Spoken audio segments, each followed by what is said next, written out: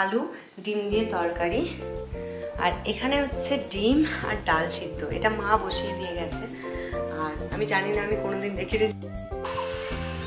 High সবাইকে, কেমন আছো সবাই? আশা করছি সবাই ভালো আছো। টিনাস ব্লগ চ্যানেলে তোমাদের আর একটা নতুন ভিডিওর সাথে অনেক অনেক স্বাগত। তো আজকের ভিডিওটা সকাল থেকে স্টার্ট করছে আর কালকে আমি কোনো ভিডিও করিনি। আর যেটা তোমরা কালকে দেখেছো সেটা হচ্ছে কিছুদিন আগেকার ভিডিও, যেটা ও কলকাতা গেছিলো আর তখন অরুণদার হোটেলে গেছিলো, সেই জন্য আমি ভিডিওটা করেছি। মানে আমি বাড়ি থেকে করেছিলাম আর অরুণদার হোটেলে গেছে, ও আমাকে ভিডিও ক্লিপটা দিয়েছে, তো সেই জন্য আমি করেছি। এখন আমি সকালবেলায় উঠে প্রথমেই আমার কাজ হচ্ছে আমার গাছপালাগুলোকে যত্ন নেওয়া। তো আমি এখানে এসেছি পাট শাক লাগাবো আজকে। তো গাছগুলোকে মাটিটাকে ঠিক করে রেখেছিলাম, এবার গিয়ে লাগিয়ে দেব। আর গাছে প্রচুর আমি এখানে একটা রান্নার জায়গা করতে চাই, যেখানে আমি ডেলি রান্নার ব্লগ দিতে চাই। যেহেতু আমার শাশুড়ি মা খুব সুন্দর রান্না করে, তো সেই জন্য মায়ের সাথে রেসিপি নিয়ে সব আমি রান্না করবো।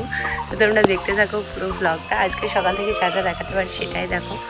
তো চলো, এখানে আমরা পায়রাকে খেতে দিই। আমি দিই না, আমার শাশুড়ি মা এসে দিয়ে যায়। যেহেতু ওরা আজ চলে এসছে তাড়াতাড়ি, সেহেতু আমিই দিয়ে দিলাম।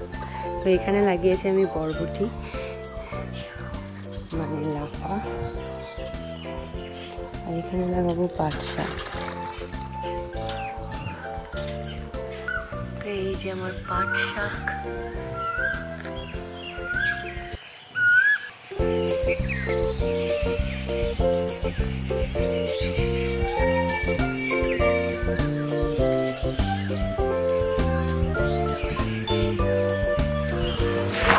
এই দেখো আমাদের লিচু গাছ, এই দেখো পুলিশের গাড়ি, অনবরত পুলিশের গাড়ি চলেই যাচ্ছে। এতটাই ঝামেলা হয়ে গেছে আমাদের। আর ওই যে ওখানে দূরে দেখা যাচ্ছে, ওই বালির পাশে ওখানেই লেগেছিল আগুনটা কালকে রাতে। ওটাই হচ্ছে খাসি কাটার দোকান। কীরকম ঝামেলা বলো। আর পরিবেশটা শান্ত হলেও এখন কোনো শান্তি নেই আমাদের এখানে।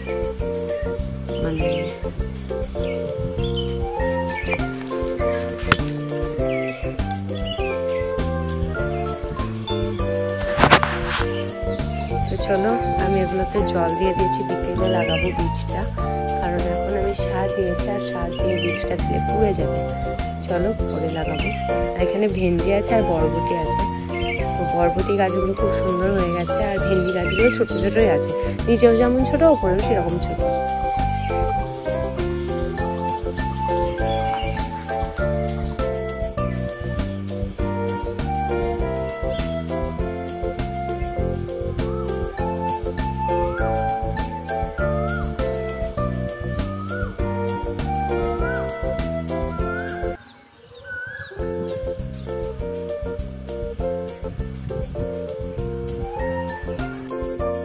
একেবারে স্নান করে চলে এসেছি রান্নাঘরে। আর এখন আমি করবো রান্না। আর কী কী রান্না করবো সেটা তোমাদের বলে দিই। আমি আলু কাটা আছে, আলু ডিমের তরকারি, ভেন্ডি ভাজা আর ডাল। আর দেখি যদি কিছু বানাতে পারি তো বানাতে পারি, কারণ আমার ওর জন্য আজকে মায়ের একাদশী, সেই জন্য মা আমিষ টামিষ কিছুই খায় না, ভাতও খায় না, রুটিও খায় না, ফল জল এগুলো খেয়ে থাকে।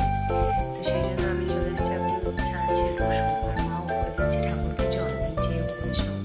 তো চলো আমি কাটা বনিয়ে নিই সব কিছু, তারপর আমি তোমাদের সাথে পরে কথা বলছি, নাহলে কাছের বনিয়ে গিয়ে আমার সব কিছু বানানো হয়ে গেছে। আর কী কী করবো দেখো। এটা হচ্ছে ঢেঁড়স, যেটা পেঁয়াজ দিয়ে ভাজা হবে। এটা হচ্ছে পটল ভাজা। এটা হবে আলু ডিম দিয়ে তরকারি। আর এখানে হচ্ছে ডিম আর ডাল সিদ্ধ। এটা মা বসিয়ে দিয়ে গেছে। আর আমি জানি না, আমি কোনোদিন দেখিনি যে ডালের মধ্যে ডিম দেয়, তো মা এটা বসিয়ে দিয়ে গেছে। আর এখানে হচ্ছে এই চারটে জিনিস হবে। আর আমি এখন রান্না করছি।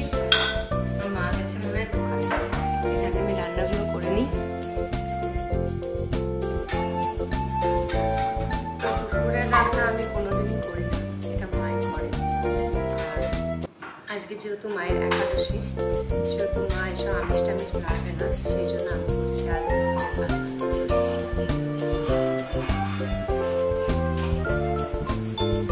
আমি রান্না পারি,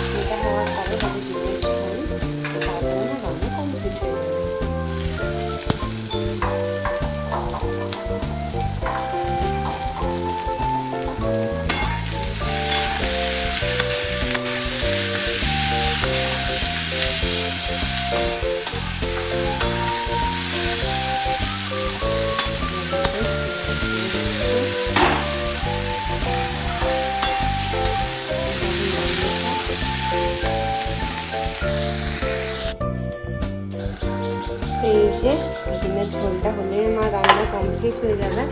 আর দুজনের রান্না কিন্তু এখন বাজে হচ্ছে 12:30। আমার 12:30টার মধ্যে রান্না কমপ্লিট হয়ে গেছে। তো ব্যাস আর কিছুই করবো না, সব কিছু করে নিয়েছি।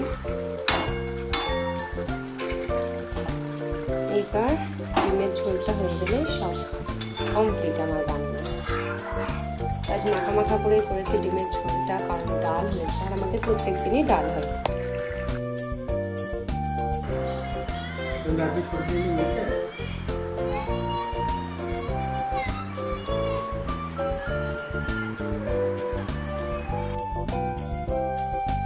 আসবি মা? মা রাত্রিবেলা আসবে বুনিকে নিয়ে, ওরকম করে রাত্রে আসতি নাই। তোমাকে আমি ট্রেনে হেসেও দিয়ে আসবো, দিদি ওইখানে আছে।